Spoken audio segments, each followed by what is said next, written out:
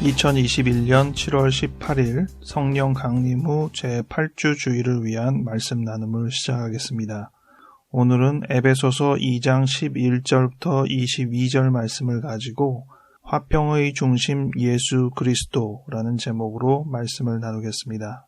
2021년 표어는 멀리서 가까이, 행동 강령은 보이지 않아도 한결같이입니다. 2021년 기도문을 따라해 주시기 바랍니다. 하나님은 보이지 않지만 늘 우리와 함께 계시는 것처럼 비록 떨어져 지내는 사람들이라도 주님의 마음을 담아 그들을 기억하고 생각하고 사랑하게 하소서. 내 마음은 보이지 않지만 늘 나와 함께 있는 것이니 주님이 하시는 것처럼 나를 용납하고 사랑하게 하소서. 예수 이름으로 아멘. 에베소서 2장 11절부터 22절 말씀 읽어드리겠습니다. 그러므로 생각하라. 너희는 그때에 육체로는 이방인이요 손으로 육체에 행한 할례를 받은 무리라 칭하는 자들로부터 할례를 받지 않은 무리라 칭함을 받는 자들이라. 그때 너희는 그리스도 밖에 있었고 이스라엘 나라 밖의 사람이라. 약속의 언약들에 대하여는 외인이요 세상에서 소망이 없고 하나님도 없는 자이더니 이제는 전에 멀리 있던 너희가 그리스도 예수 안에서 그리스도의 피로 가까워졌느니라. 그는 우리의 화평이신지라. 돌로 하나를 만드사 원수된 것 곧 중간에 막힌 담을 자기 육체로 허시고 법조문으로 된 계명의 율법을 폐하셨으니 이는 이 둘로 자기 안에서 한 새 사람을 지어 화평하게 하시고 또 십자가로 이 둘을 한 몸으로 하나님과 화목하게 하려 하심이라. 원수된 것을 십자가로 소멸하시고 또 오셔서 먼 데 있는 너희에게 평안을 전하시고 가까운 데 있는 자들에게 평안을 전하셨으니 이는 그로 말미암아 우리 둘이 한 성령 안에서 아버지께 나아감을 얻게 하려 하심이라. 그러므로 이제부터 너희는 외인도 아니요 나그네도 아니요 오직 성도들과 동일한 시민이요 하나님의 권속이라. 너희는 사도들과 선지자들의 터 위에 세우심을 입은지라. 그리스도 예수께서 친히 모퉁이 돌이 되셨느니라. 그의 안에서 건물마다 서로 연결하여 주 안에서 성전이 되어가고 너희도 성령 안에서 하나님이 거하실 처소가 되기 위하여 그리스도 예수 안에서 함께 지어져 가느니라. 아멘. 마지막 부분에 보면 우리가 성전이 되어 간다는 내용을 담고 있습니다. 오늘 주일 성서 일과 본문 중에 한 군데가 사무엘하 7장 1절부터 14절 말씀인데 다윗이 본인이 왕궁에서 편하게 거하고 있는데 아직 하나님의 궤는 천막에 머물고 있으니 내가 하나님을 위해서 집을 지어야겠다는 의도를 표명하는 것으로 시작되는 본문입니다. 하나님께서 다윗 왕조를 굳건히 하심을 약속하셨습니다. 두 본문이 성전이라는 공통점을 지니고 있는데 처음에 좀 비판적으로 생각을 해볼 때 바벨탑 사건을 고려하며 생각을 해보겠습니다. 바벨탑 사건은 인간이 흩어짐을 면하기 위해서 자기 이름을 드높이기 위해서 한 군데 터를 잡고 높은 탑을 쌓아 올리면서 시작되는 문제입니다. 하나님께서는 이 문제에 대한 해결책으로 그들의 언어를 흩으심으로 그들이 한 군데에 머물지 않고 흩어질 수 있도록 하셨습니다. 인간들은 자기의 욕심을 확실하게 성취하는 방법으로 중앙집권적인 방식을 선택했는데 하나님께서는 다양성을 통해서 그 중앙집권적인 형식을 흐트러 놓으신 것이라 하겠습니다.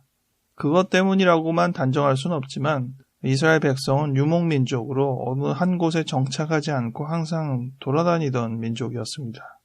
그런데 그들이 왕정제도를 도입하면서 이제 한 지역에 터를 잡고 머무르게 되는 특성이 강해지기 시작했죠. 다윗의 세대에 와서 그 정점을 찍게 되는 일이 바로 성전 건축에 대한 계획입니다. 물론 다윗이 성전을 직접 건축하지는 못했죠. 그의 아들 솔로몬이 건축을 완성했던 것을 알고 있지만 그 준비는 다윗이 대부분 다 했다는 것도 또한 저희가 알고 있는 사실입니다. 근데 하나님께서 이 성전을 건축하겠다는 결심을 한 다윗에게 엄청난 축복을 내리고 사울과 다르게 너의 왕조가 계속 유지될 것이라고 축복을 내립니다. 그리고 우리가 잘 아는 대로 이스라엘의 국기는 다윗의 별을 상징하는 국기입니다. 그만큼 이스라엘 왕조의 대표적인 왕이 다윗인 셈인 거죠. 이 부분을 비판적으로 보면 중앙 집권 체제를 강화하는 특성을 다윗을 통해서 드러냈다는 것입니다. 새로운 바벨탑의 시작이라 할 수 있는 것이죠. 그런데 바벨탑은 하나님께서 언어를 흩으심으로 그들을 흩으신 것과 달리 유목민족에서 일종의 한 지역의 정착 내지 중앙 집권적인 특성을 보이는 다윗 왕조는 왜 축복을 하셨을까? 일단 그 표명이 다르죠. 바벨탑은 자기네들의 이름을 드높이기 위해서 중앙 집권적인 방식을 선택했는데 다윗은 하나님께서 성막이 아닌 성전에서 거하기를 바라는 그의 심정을 표명함으로 다윗 왕조가 이스라엘 왕조의 굳건한 인정을 받은 셈이거든요. 어느 누구도 하나님께서 천막에 거하시는 것에 대해서 이의를 제기한 적이 없는데 다윗 너는 나를 위해서 집을 지어주겠다고 하는 것이냐? 하나님의 음성이 칭찬을 하려는 건지 비판을 하려는 건지 의아하긴 한데 결과적으로는 복을 많이 얻은 셈입니다. 그래서 표면적으로는 하나님을 위하고 하나님을 중심 잡는 그래서 견고한 근원을 세우는 것으로 보이지만 결과적으로는 다윗 왕가의 흔들림 없는 주춧돌이 된 것이 더 결과론적인 이야기가 아닌가 이런 생각을 하게 됩니다. 우리나라 역사에도 비슷한 상황이 있기 때문에 한번 생각해 볼 필요가 있습니다. 제가 대학교 때 국사 시간에 들은 이야기인데 신선하게 듣기는 했습니다. 세종대왕이 한글을 창조한 것이 백성들의 문맹의 문제를 해소하기 위한 너그러운 뜻만 있는 것이 아니라 본인들의 왕조를 굳건하게 하기 위한 조금 심하게 표현하면 우민 정책을 위한 도구로 언어를 만들었다는 것이죠. 그런 설명의 이유로 용비어천가를 꼽습니다. 언어를 만들어서 가장 먼저 했던 것이 뭐냐? 조선 왕조에 대한 굳건한 번성, 이것을 강조하는 글을 사람들에게 알렸다는 것이죠. 성경 중에 또 시편 1편, 그는 시냇가에 심은 나무가 철을 따라 열매를 맺으며 그 잎사귀가 마르지 아니함 같으니 그가 하는 모든 일이 다 형통하리로다. 무릇 의인들의 길은 여호와께서 인정하시나 악인들의 길은 망하리로다. 이 시편 1편의 말씀과 용비어천가의 내용이 좀 비슷하잖아요. 시냇가에 심은 나무가 철을 따라 열매를 맺고. 그런데 용비어천가는 왕조의 번성을 강조한 맥락처럼 보이지만 시편은 여호와 하나님을 앙망하는 사람에 대한 이야기니까 특별히 어느 왕조나 어느 사람을 두둔하는 표현은 없는 것으로 보입니다.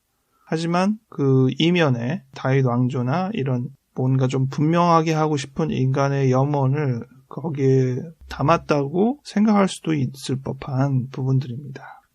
이러한 비판적인 관점을 연장해서 볼 때 오늘 에베소서 말씀이 우리에게 시사하는 바가 큽니다. 예수 그리스도께서 새로운 중심이 되신다는 것입니다. 지금 다윗이 성전을 지음으로 표면적인 종교의 모습으로 본인들의 중앙 집권을 강조한 것과 비교해 볼 때 예수 그리스도께서도 예수 그리스도를 통해서 하나님의 중앙 집권적인 부분을 강조했다는 것이죠. 그것을 무엇으로 이루셨느냐? 십자가로 이루셨습니다. 본인이 희생당하고 본인이 죽임당함을 통하여 사랑의 평화의 근본을 만드신 것이죠.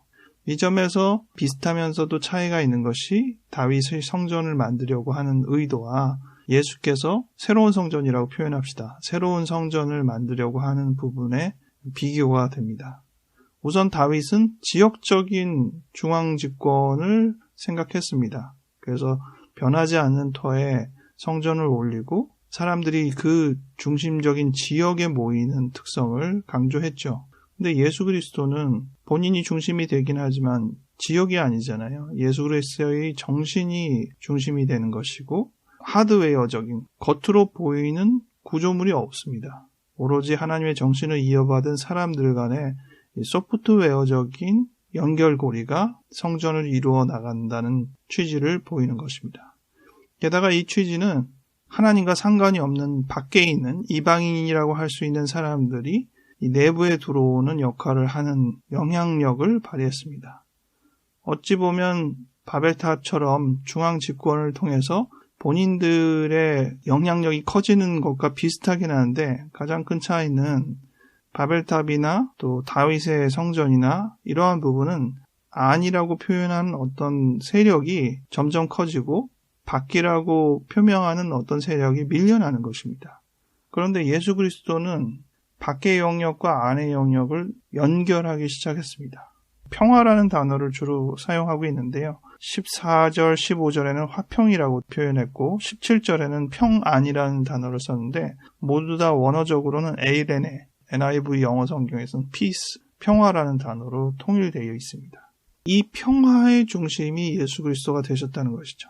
어떤 지역적인 중앙 집권이 아니라 예수 그리스도를 중심으로 하되 세력의 확장이 아니라 중심적인 특성이 밖에 있는 사람들을 연결한다는 것입니다. 이 점이 차이점이라고 할 수 있겠습니다.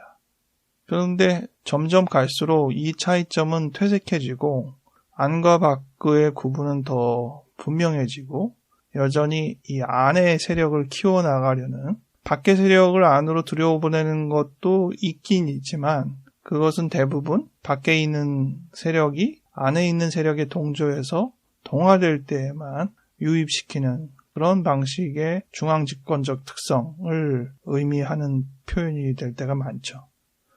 그래서 우리가 화평의 중심 예수 그리스도라는 생각을 할 때 다윗이 선택했던 성전과 무엇이 비슷하고 무엇이 다른가를 생각하며 우리의 교회의 모습은 어떠해야 할까? 우리는 어떤 성전을 만들어가고 있을까? 곰곰이 생각해 보면 좋겠습니다. 기도하겠습니다. 하나님 아버지, 예수 그리스도께서 죽으심으로 십자가를 통하여 진정한 평화를 이루셨음을 저희가 압니다. 예수께서 중심이 되시고 이 십자가의 연결을 통하여 우리도 하나의 성전이 되어가고 있음을 압니다. 하지만 이것은 가시적인 성전이 아니고 우리의 마음과 마음이 연결된 본질적인 성전임을 생각하게 됩니다. 하나님, 우리가 이 성전을 건축함에 있어서 과거의 오류를 범하지 않도록 도와주시옵소서. 바벨탑과 같은 성전이 되지 않게 하시고 비록 다윗의 아름다운 성전의 취지와 비슷할지라도 그 안에 담겨있는 비판적인 요인들이 우리 안에 계속 남아있지 않도록 도와주시옵소서. 오로지 그리스도 예수의 진정한 평화의 복음만이 우리 안에 살아있게 하셔서 우리가 나아가야 할 방향을 늘 점검하고 다듬어 나갈 수 있도록 도와주시옵소서. 감사드리옵고 예수 이름으로 아멘.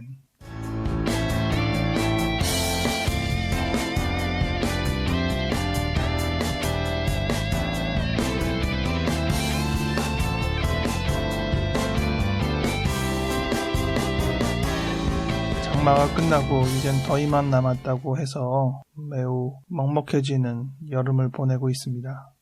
휴가도 다가오는 분들 있을 테고요.